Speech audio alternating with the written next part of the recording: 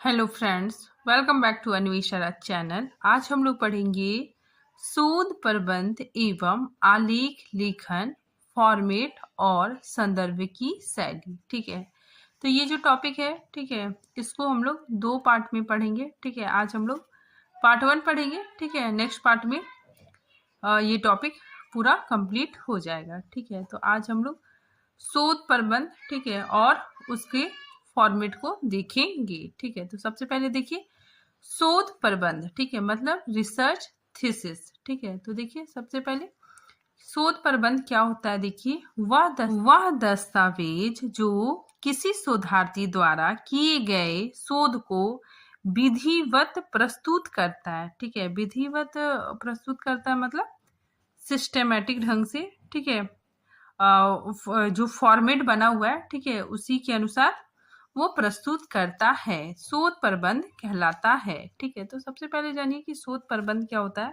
ठीक है, एक दस्तावेज होता है, ठीक है, जो शोधार्थी होता है वो रिसर्च करता है। ठीक है, तो वो जो थीसिस बनाता है, ठीक है, तो उसका एक फॉर्मेट होता है। ठीक है, और उसी फॉर्मेट के अकॉर्डिंग वो अपना थीसिस तैयार करता है। ठीक है, तो वही शोध प्रबंध कहलाता है। ठीक है, तो देखिए विधिवत मतलब क्या होता है, पहले से बना हुआ फॉर्मेट। ठीक है, जिसके तहत थीसिस को प्रस्तुत करना होता है। ठीक है, अब देखिए फॉर्मेट ऑफ थीसिस। ठीक है, इसको 3 भागों में बांटा गया है। ठीक है, पहला फ्रंट मैटर, ठीक है, दूसरा बॉडी और तीसरा एंड मैटर। ठीक है, तो देखिए शोध प्रबंध 3 प्रकार से लिखे जाते हैं। ठीक है, प्रथम भाग में फ्रंट में मैटर, दूसरे भाग में बॉडी, ठीक है, और तीसरे भाग में एंड ऑफ मैटर। अब देखिए फ्रंट मैटर। ठीक है, तो देखिए फ्रंट मैटर में क्या क्या चीजें आती है। ठीक है, तो देखिए फ्रंट मैटर थीसिस कार्य का फ्रेम होता है। ठीक है, और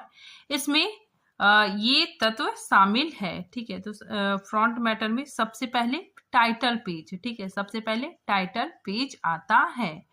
ठीक है, तो देखिए यहाँ पे मैंने डायग्राम भी बना के बताया है। ठीक है, कि सबसे जो पहला पेज होता है, ठीक है, उसमें टाइटल पेज होता है। ठीक है, तो सबसे पहले टाइटल लिखा जाता है। ठीक है, उसके बाद फिर लोगो। ठीक है, जिस इंस्टीट्यूट से आप कर रहे हैं, ठीक है, वहाँ का लोगो। ठीक है, रिसर्चर जो रिसर्च कर रहा है, ठीक है, उसका नाम। ठीक है, उसके बाद फिर गाइड। ठीक है, जो आपके गाइड है, ठीक है, उसका नाम आएगा। ठीक है, फिर प्लेस, ठीक है, जो इंस्टीट्यूट है, ठीक है, उसका नाम आएगा। ठीक है, वो जगह का भी नाम आएगा। ठीक है, उसके बाद फिर तिथि आएगा। ठीक है, तो जो टाइटल पेज है, ठीक है, उसमें शीर्षक आता है। ठीक है, शीर्षक मतलब टाइटल आता है। ठीक है, फिर लेखक जो रिसर्चर है, ठीक है, खुद आपका नाम, ठीक है, जो रिसर्च कर रहा है। फिर थीसिस पर्यवेक्षक मतलब गाइड का नाम। ठीक है, उसके बाद फिर तिथि, ठीक है, और प्लेस भी शामिल होता है। ठीक है, तो देखिए शीर्षक पेज जानकारी पूर्ण होना चाहिए। ठीक है, जो थीसिस के विषय को प्रकट करता है। ठीक है, शीर्षक पेज में शीर्षक, ठीक है, लेखक, थीसिस, पर्यवेक्षक, स्थान और तिथि शामिल होना चाहिए। ठीक है, तो ये सारी चीजें होती हैं। ठीक है, नेक्स्ट देखिए सारांश। ठीक है, तो नेक्स्ट में क्या आ जाएगा, सारांश। ठीक है, एब्स्ट्रैक्ट।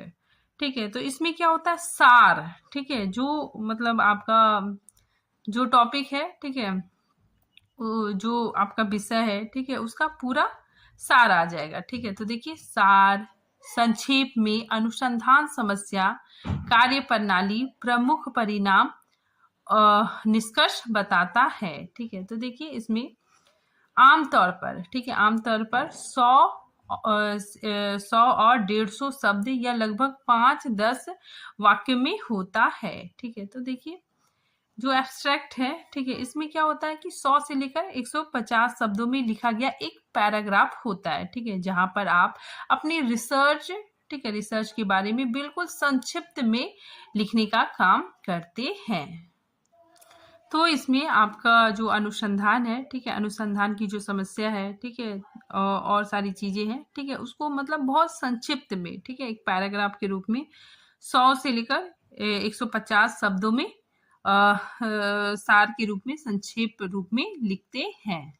नेक्स्ट देखिए सामग्री तालिका। ठीक है, सामग्री तालिका मतलब टेबल ऑफ कंटेंट, ठीक है। तो इसमें क्या है कि आपका जो थीसिस है, ठीक है, उसके प्रमुख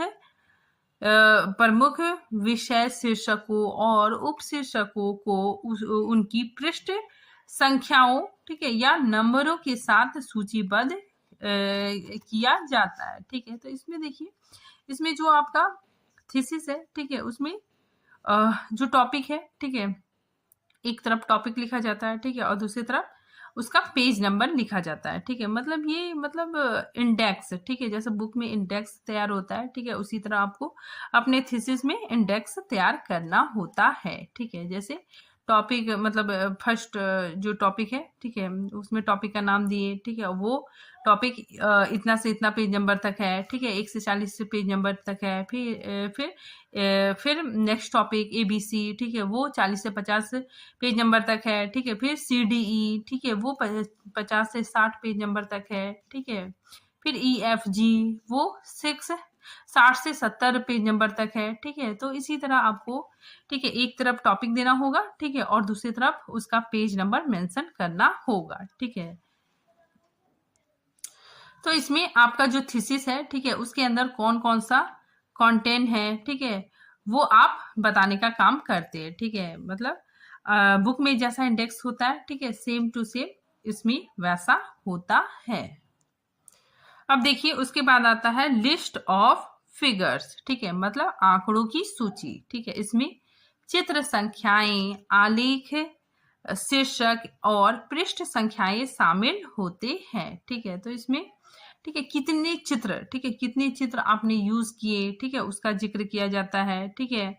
आप अपने रिसर्च के दौरान बहुत सारे मतलब फिगर बनाए, ठीक है, तो उस फिगर का भी आपको लिस्ट देना होता है, ठीक है। फिर नेक्स्ट देखिए, लिस्ट ऑफ टेबल, ठीक है, लिस्ट ऑफ टेबल मतलब तालिकाओं की सूची, ठीक है। तो इसमें तालिका संख्याएं, तालिका शीर्षक एवं पृष्ठ संख्याएं शामिल होती है।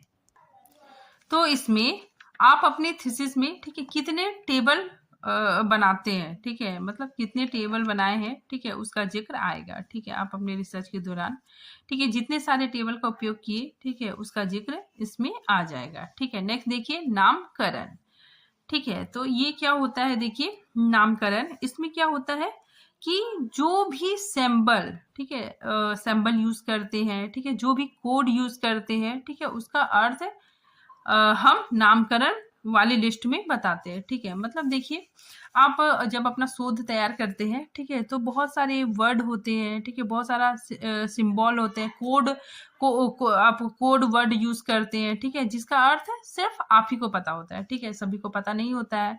जब आपका कोई थीसिस पढ़ेगा, ठीक है, तो उसमें कोई सिंबल होगा, ठीक है, कुछ कोड होगा, ठीक है, उसका अर्थ अगर उसको नहीं समझ में आ रहा है, ठीक है, तो आप इसके लिए नामकरण वाली सूची में, ठीक है, उस शब्द का अर्थ लिख देंगे, ठीक है। तो वही चीज को यहाँ पे बताया जा रहा है कि नामकरण, ठीक है, इसमें क्या होता है, अपरिचित शब्दों, प्रतीकों, संक्षिप्त नामों और उसके अर्थों को सूचीबद्ध करते हैं, ठीक है। तो नामकरण वाली, ठीक है, इसमें जिसका अर्थ, ठीक है, सबको नहीं पता है, ठीक है, जो आप सिंबल यूज करते हैं, ठीक है, तो कोड यूज करते हैं, ठीक है, उसका अर्थ इसमें बताया जाता है।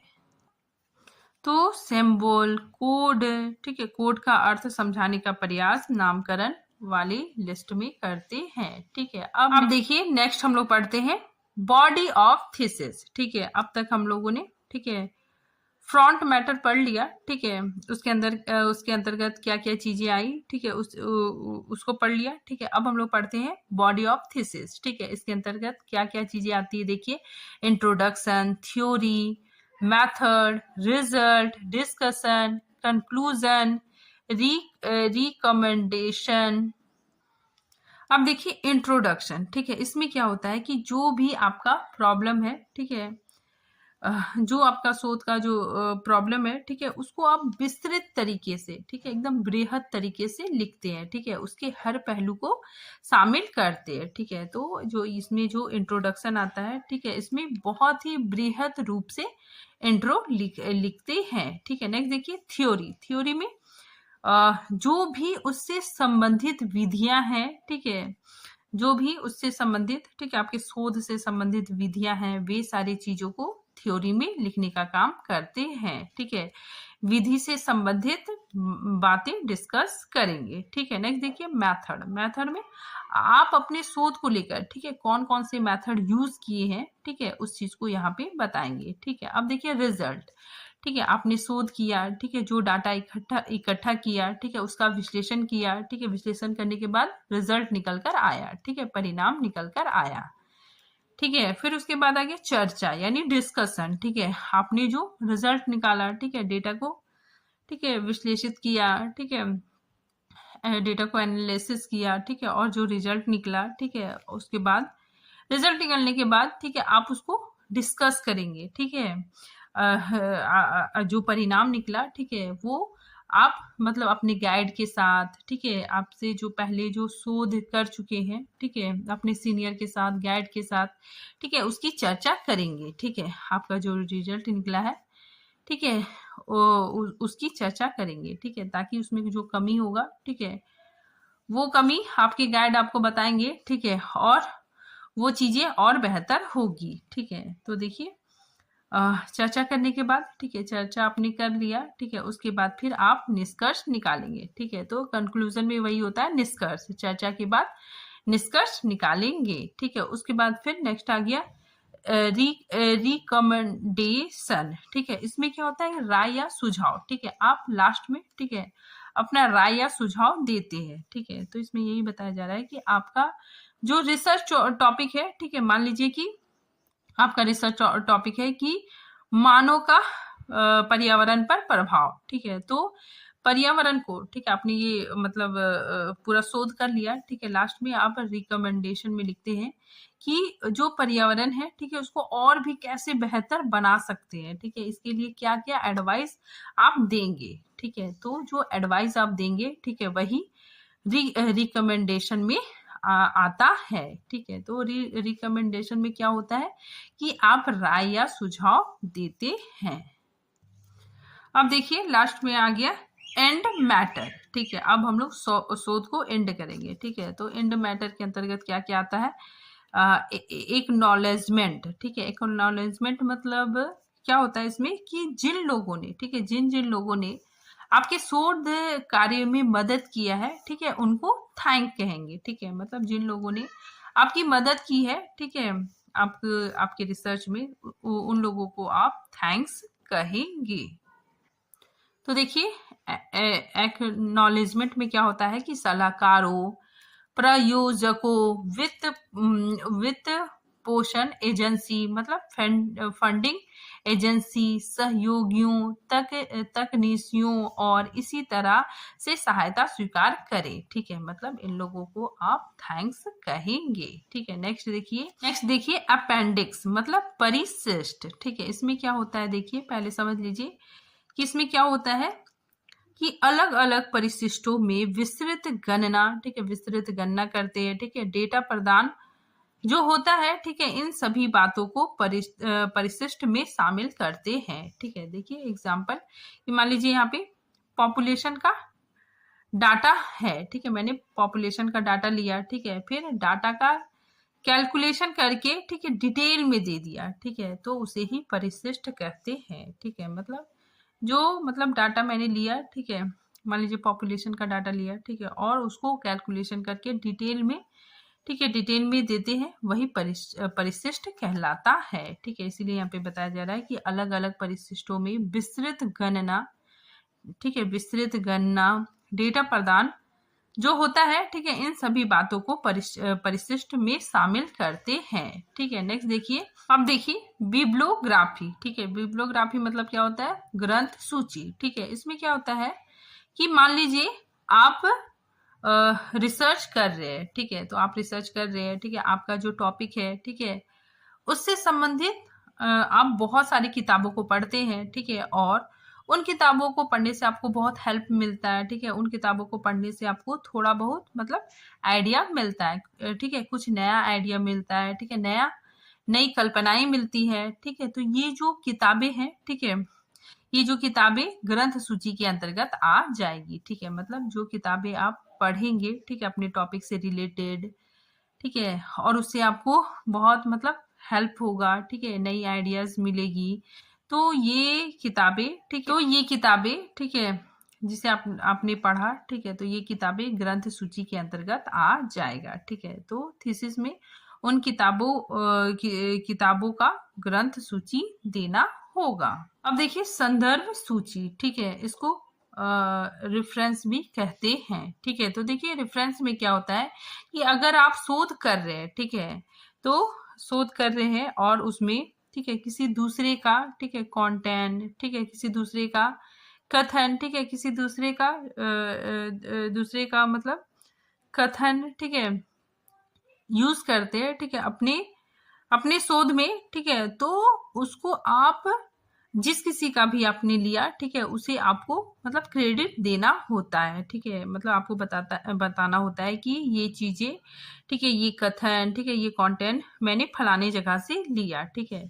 तो इसमें क्या होता है कि मान लीजिए कि आपको किसी का कंटेंट पसंद आ गया, ठीक है, वहां से आप क्या करते हैं, कॉपी करते हैं, ठीक है, और लाकर अपने थीसिस में पेस्ट कर देते हैं, ठीक है, मतलब कॉपी पेस्ट करते हैं, ठीक है, मगर आपको उस लेखक को, ठीक है, उस लेखक का नाम देना होगा, ठीक है, उस लेखक को क्रेडिट देना होगा, ठीक है, यही रेफरेंस कहलाता है। तो इसी के साथ, ठीक है, ये टॉपिक खत्म होता है, ठीक है। पार्ट 2 हम अगले वीडियो में बनाएंगे, तब तक के लिए थैंक यू।